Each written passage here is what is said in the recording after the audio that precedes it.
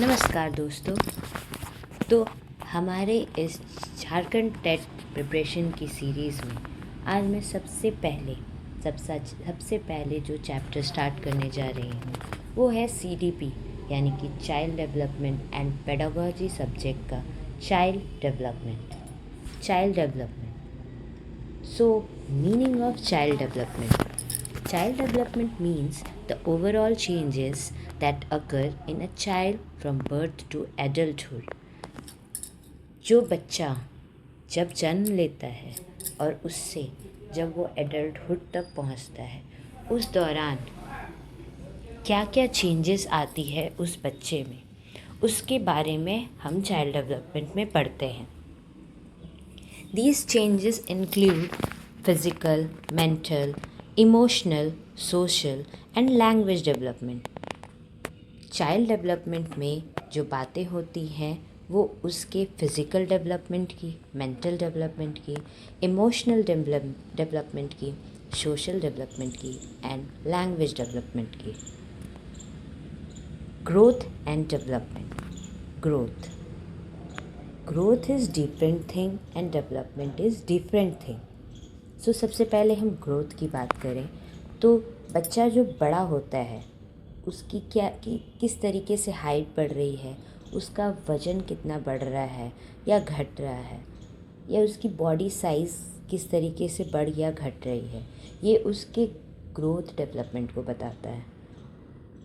और जो डेवलपमेंट होता है उसमें डेवलपमेंट में बताया जाता है कि उसका बिहेवियर कैसे चेंजेस हो रहा है, उसकी सोचने की जो एबिलिटी है वो कैसे चेंजेस हो रही है, उसमें कौन कौन से नए स्किल्स डेवलप हो रहे हैं और वो किस तरीके से अपनी चीज़ों को हैंडल करता है, यानी कि उसकी इमोशनल डेवलपमेंट को भी डेवलपमेंट शो करता है। तो डेवलपमेंट जो है वो overall improvement in behaviour, thinking, skills and emotions है। Now we are going to differentiate between growth and development। आपकी ग्रोथ और डेवलपमेंट में डिफरेंस क्या है? सब सोचते हैं कि ग्रोथ मीन्स बढ़ना, डेवलपमेंट मीन्स भी बढ़ना, बट ऐसा नहीं है। Growth is their body, according to their body weight, height, what is the size of the body, means physical changes, and the development means the overall changes, that is behavior, thinking, skill and emotions. So first of all, growth is physical change but development is overall change. Growth can be measured directly, growth को हम लोग directly measure कर सकते हैं, but development is continuous through out life. जो development होता है वो एक टाइम पे मेज़र नहीं कर सकते हैं। आज बच्चा छोटा है, वो बैबलिंग कर रहा है, बोल रहा है, कुछ दिन बाद वो कुछ शब्द बोलना शुरू करेगा, पापा, मम्मा या कुछ भी। फिर वो एक सेंटेंस फ्रेम करना स्टार्ट करेगा, मैंने खाना खाया, मैंने पानी पिया। फिर वो बड़े बड़े सेंटेंसेस, जैसे ये लैंग्वेज डेवलपमेंट में अगर मैं बात करूँ तो इस तरीके से वो जिस एज को पार कर रहा है उस एज के अकॉर्डिंग उसमें लैंग्वेज में चेंजेस आ रही है। तो जो डेवलपमेंट होता है वो कॉन्टीन्यूअस चलता है थ्रू आउट लाइफ, जब तक वो मर रहा है या बूढ़ा हो चुका है तब तक। नाउ हम लोग अगर बात करें प्रिंसिपल्स ऑफ डेवलपमेंट की, तो डेवलपमेंट इज़ कॉन्टीन्यूअस, वो हमेशा चलते ही रहता है। डेवलपमेंट फॉलोज़ अ सीक्वेंस, वो एक सीक्वेंस को फॉलो करता है। डेवलपमेंट एक सीक्वेंस को फॉलो करता है, यानी कि अगर एक बच्चा 8 इयर्स के एज पे पहुंच गया है और सेंटेंसेस फ्रेम करने लग गया है तो वो वापस से पीछे जा कर के एक 5 मंथ का बेबी बन के बैबलिंग नहीं कर सकता। Every child develops differently, her child के सोचने की, समझने की शक्ति अलग अलग होती है। तो कोई अपने एज के अकॉर्डिंग बहुत ज़्यादा जल्दी समझ लेता है, कोई बहुत स्लो समझता है। तो सारे चाइल्ड की जो डेवलपमेंट होती है वो अलग अलग होती है। Development moves from simple to complex, ये सिंपल से कॉम्प्लेक्स की तरफ बढ़ता है।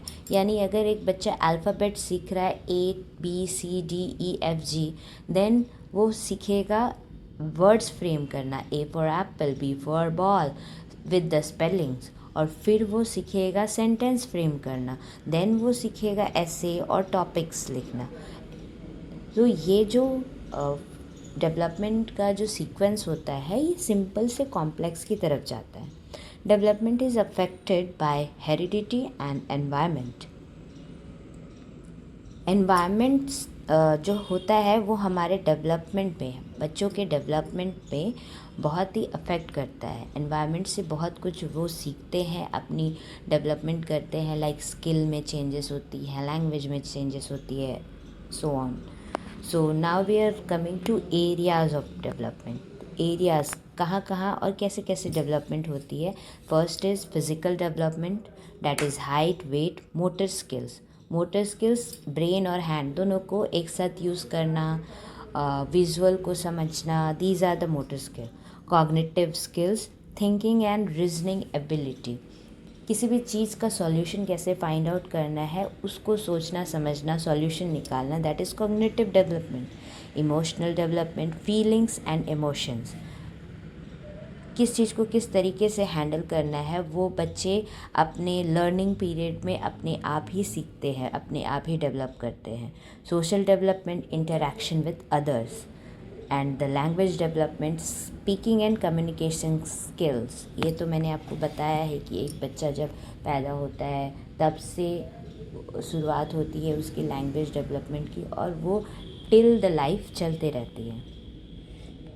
सबसे पहले हम आते हैं इन सारे डेवलपमेंट को समझने के बाद सबसे पहले आते हैं पियाजेस कॉग्निटिव डेवलपमेंट थ्योरी। पियाजे कॉग्निटिव डेवलपमेंट थ्योरी जो है वो बहुत इम्पॉर्टेंट है। जीन पियाजे, इन्होंने एक्सप्लेन किया था कि कॉग्निटिव डेवलपमेंट 4 स्टेजेस में होती है। कॉग्निटिव मतलब सोचने समझने की शक्ति 4 स्टेजेस में होती है। First one is sensory motor stage, that is 0 to 2 years। इसमें बच्चे विजुअल, ऑडियो, बोलना, समझना, ये सब देख करके सीखते हैं। लाइक अगर बच्चे को कुछ चाहिए तो वो बैबलिंग करके बोलता है, या फिर धीरे धीरे क्रॉल करके वो छोटे छोटे शब्दों में अपने हिसाब से समझाने की कोशिश करता है। मम्मा, पानी, kind of word they use. Now next one is pre operational stage, 2 to 7 years। इस दौरान बच्चे लैंग्वेज डेवलपमेंट पे सबसे ज़्यादा और कम्युनिकेशन डेवलपमेंट पे सबसे ज़्यादा फोकस्ड रहते हैं।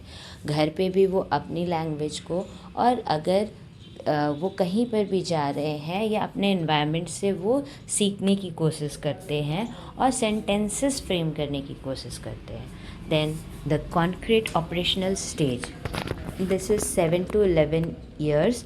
इसमें बच्चे बहुत हद तक करेक्ट सेंटेंस फ्रेम करना स्टार्ट कर देते हैं, जिससे कि वो आसानी तरीके से अपनी बातों को समझा सके और अपनी फीलिंग्स, इमोशंस को शेयर कर सके। Last one is formal operational stage, जो 11 एंड अबव होता है।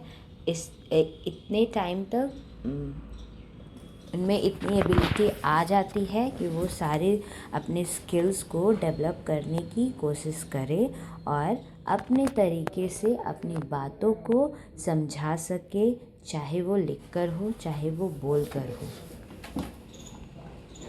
Next one is Vygotsky theorem। Lev Vygotsky believed that children learn through social interaction, language and guidance from teachers or parents help children learn better। Vygotsky ने ये बताया कि जो बच्चे हैं वो सोशल इंटरेक्शन से भी बहुत कुछ सीखते हैं। जैसे कि अगर वो स्कूल जा रहे हैं तो वो अपने टीचर्स, अपने फ्रेंड्स से मिल रहे हैं, उनसे उनकी लैंग्वेज सीख रहे हैं।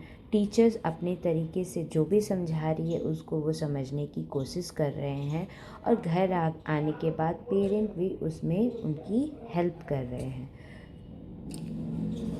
Then Kohlberg's moral development theory. Kohlberg explained moral development in 3 levels: pre-conventional level, conventional level and post-conventional level। Kohlberg ने मॉरल डेवलपमेंट के लिए 3 थ्योरीज बताई है, जो है pre conventional, conventional and post conventional. Multiple intelligence theory. Howard Gardner said that children has different types of intelligence such as linguistic intelligence, logical intelligence, musical intelligence, bodily intelligence, interpersonal intelligence. These are the intelligence theory explained by Howard Gardner. Next one is inclusive education. Inclusive education means teaching all children together, including children with special needs. It provides equal learning opportunity to every child. Inclusive education in NEP 2024, it is declared that every child should be sit together in same classroom. A teacher teach them all together. So if the special children need some special guidance, teacher will provide that also in the same classroom. अगर कोई बच्चा special child है और वो कर सकता है तो उसको भी उस स्कूल में पढ़ने का पूरा हक दिया जा रहा है और टीचर अपने अलग तरीके से उसको समझा सकती है. Important one liners. These one liners are very important. It will help you to solve the MCQs. So learning by doing, explained by Piaget. Social interaction explained by Vygotsky. Multiple intelligence told by Howard Gardner, and moral development explained by Kohlberg. So for today we have done this.